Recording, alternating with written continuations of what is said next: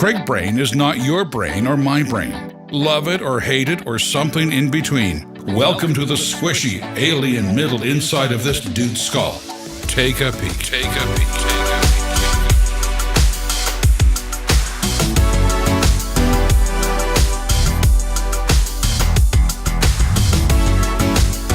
Welcome back to Craig Brain, episode 2.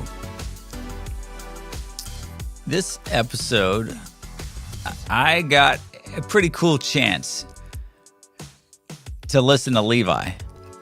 So I told you in the introduction, Levi's a great friend. He runs what does he run? Levi writes for a lot of companies you would never have figured out. He helps us at the ministry. He has his own performance called Levi the Poet. I met Levi on the internet. That's where I've met a lot of people that actually work with our ministry. And he had a poem called Pretty in Pornography that came out years ago. I don't know how many, it was probably like 12, 13. I don't know. I think it was like 12 when he put out the poem. So I saw it, somebody shared it with us, and then I got a hold of him and I said, hey, could you do some youth events for us and do that poem? I think we could book you for that. And he jokes about not meeting me until like after 3 of those gigs. And so we did an event together at a church. I met him. I remember just kind of hanging out with him in the hotel room that night, like just getting to know him and talk through just his story. And man, I've seen this kid kind of grow up in front of me. We both have lost our fathers at an age that is probably way too young. Levi's lost his dad to suicide. I lost my dad just to health problems. But so yeah, we kind of have that bond. We can't be polar opposites as far as just friends. But if you follow the Enneagram, he's a 9, I'm a 3. They get along really well, and we have a lot of fun together. And I asked him, I said, hey, could you help me on this project? And he didn't understand kind of what this project meant or what that meant. And I just said, I got a bunch of journal entries and I'd like you to edit them. And then as he's been working through this with me, I just said, hey, could you write the foreword? So he wrote the foreword. And I joke with Levi because we have helped him put together like a membership site. And one of his membership site, he sent out an email every Sunday. And if you're subscribed to his site and you like Levi, since he's a poet, he has a really just good voice. So I don't know if it's a good voice, but he reads his email out loud, and that's what you could subscribe to. So I was like, Levi, he came over to my house, and he'd just written it to me. He'd just written the foreword. And so I picked him up at the airport, and I just finished reading it. I was like, that was awesome. And I hadn't shared it with Jeanette. So I just said, Levi, can you read it out loud to me and Jeanette? And it was just cool. It was cool to hear him do it. And then I thought I'd share that with you. So you can read his whole foreword. This is the only probably episode where I'll read something. Well, actually, I'm not even going to read it. But you can read Levi's foreword on the internet, or you can watch it here from the man himself. So with that, here's the foreword. I met Craig as a 19-year-old child who was addicted to porn and writing poetry about it. His organization, XXX Church, was resourcing people like me with internet accountability and filtration software so that those of us who didn't want to be addicted to porn could kick the habit. At some point, a mutual friend introduced us to one another, and I began performing my poetry as a guest of the ministry's events. I had only ever talked to Craig over the phone.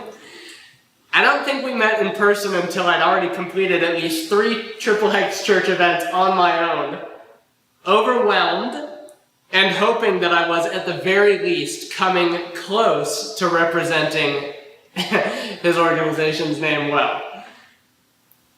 In the decades since, Craig has changed a lot. But I'll tell you what, it is still in his DNA to move so fast that he hires a man boy he hasn't even met to run events for whatever the next thing is that he's doing. You and I might think that is something one might describe as, ridiculous. But Craig is a mover and a risk taker and seems to function like some weirdo superhuman, faster than a speeding bullet. My wife says that she doesn't know a single person on earth who moves faster than him. And it's not just in business. You try keeping up with him at the mall or something. The man may as well be a damn competitive power walker. But while Craig is still capable of being that X-Men character whose slow motion is everyone else's steady pace, his strength, as goes the cliche, started to become his weakness. Sometimes literally, which you will read plenty about in his journals that follow this. And it was as though the Lord forcibly imposed rest upon him. I remember one of these heavy-handed moments, like the bitter hand of God that the Old Testament Ruth describes, while attending a conference with the Gross family in San Antonio, Texas, circa 2013. At one point, Craig had to crawl on hands and knees underneath the souvenir table in an attempt to escape one of his oncoming headaches. And his wife, Jeanette, stood terrified at the possibility of this becoming yet another trip to the emergency room, full of yet another series of unanswered questions. It tripped me up, seeing someone so previously unstoppable stopped in his tracks. And yet, that season proved to become a catalyst for change that I doubt Craig could have or would have ever imagined. For all intents and purposes, Craig and I are opposites. He moves incredibly fast, and I move breathtakingly slow. It is a real sight to see me sloth around. Craig tends to take risks, and I tend to worry about whether or not someone will be upset because I chose to write the word damn in a sentence 4 paragraphs ago. We've had our fair share of disagreements throughout the years. I get nervous about stirring the pot, but he's always got a new ladle in hand. Like pot stirring is his spiritual gift or something. It makes for an interesting relationship at times as a person who has made conflict synonymous with Satan is coming to kill me. I sometimes find it easy to get lost in the fear of separation that pushback brings. Nevertheless, I have learned a little something about pushback throughout the years, partially thanks to all the great opportunities he has given me to perfect them. And I must say, he has never validated my fears. Quite the opposite, actually. Our friendship and the work that we have been able to do together has only grown stronger, largely because of the way that we complement one another's strengths and weaknesses. And by that I mean, he has learned to walk a little bit slower, and I have learned how to jog. Last year I introduced Craig to a book called The Path Between Us by author Suzanne Stabile. She writes about the way that different personality types, according to Enneagram speak, function together. Of 9s, me, and 3s, Craig, it essentially reads, 9s help 3s relax, and 3s help 9s believe that they actually have something meaningful to offer this world. He sent me the text message. I was standing in my backyard, and I started laughing immediately because if that isn't a spot-on picture of our relationship, I don't know what is. I say all of that to say this. You don't need to be me or to understand the foreign language that I am well aware Enneagram lingo is, to know that Craig loves to see people succeed. He is a helper through and through. In all of his quick start drive, he's always trying to pull others along with him, demanding that they see their potential and hoping that they will develop the kind of confidence that he has in them or me, for our or myself. There's always a new text, a new resource, a new Voxer message, a new something, simply for the sake of helping others succeed. What follows is evidence of it, and I am proud to have been a part of helping him tell his stories, many of which I was present for, living in tandem. Some of them stories that I wish we could have both avoided. The death of our fathers, minds exploding, or in my case, imploding, and the consequences of our own respective proclivities toward a workaholism, bar none. I'm proud of him too. The Craig that I met 10 years ago, from what I am able to remember, wasn't an especially vulnerable person. Granted, you should take my memory with a grain of salt. But I recall thinking that, and this is often the case for anyone, perhaps Craig was better at prescribing the cure than he was at taking it. After all, if it is true that the things we are most passionate about advocating for also just so happen to be the things that we most deeply struggle with, then the gap would only be natural. But what Craig has chosen to divulge of himself in what follows is something different than any other pursuit that I have seen him embark upon.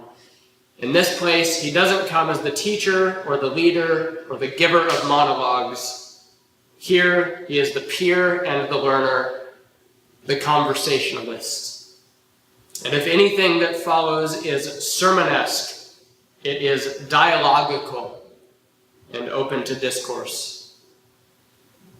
Each of these chapters that we worked on together began as a diary entry, or a private letter, or a personal reflection, and we could have made them anything that we wanted to.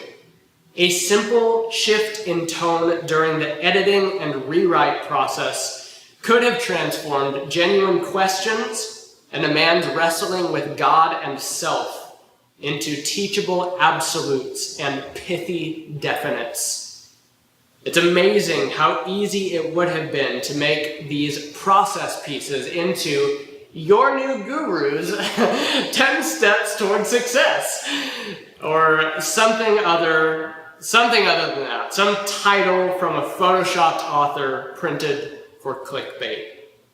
After all, the final touch on expertise is as easy as clicking delete on a few inconsistencies before you go to press. We're keeping them in. Life is all of it, not just the pretty bits. Craig Brain is more memoir than anything else. It is an invitation to discover and wrestle with and alongside a man who is doing the same.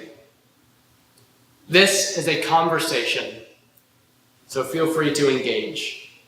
Whether you boo or applaud, Craig is living out his desires to be not just a hearer, but a doer. And especially when it comes to exemplifying the openness, transparency, and accountability that he has long encouraged millions of others to champion in their own lives.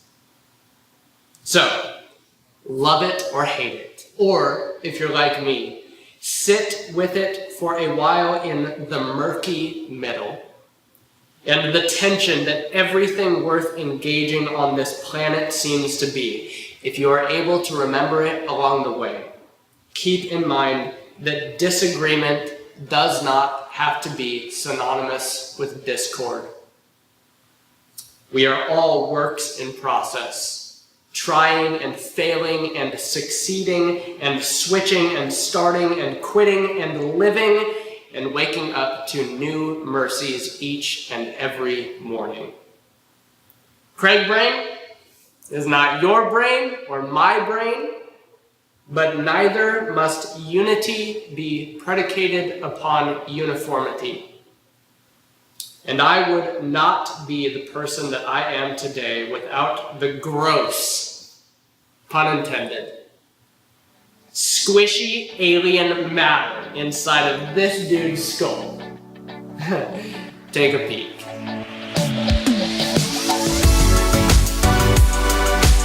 Thanks for thinking through Craig Brain. This podcast is only a small summarized part of a larger conversation. To read the full story, check out www.craigbrain.com, join the Craig Brain group on Facebook, and follow @Craig Gross on whatever social suits your fancy.